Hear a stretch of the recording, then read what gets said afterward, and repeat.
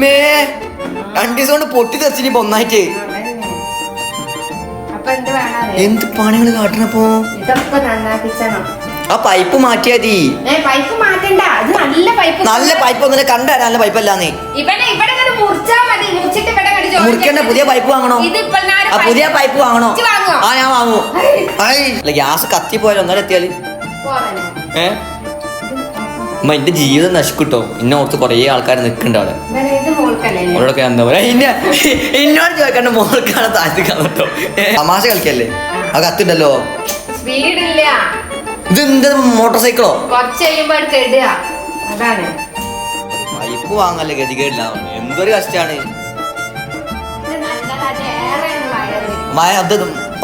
Line കമ്പി കെട്ടല്ല, gas കുടിച്ച് വയറാണ്. ഇങ്ങനെ ആശ കാണിച്ചാ മതി. എന്താണ് എന്താണ് അടിക്കല അടിക്കല അടിക്കല.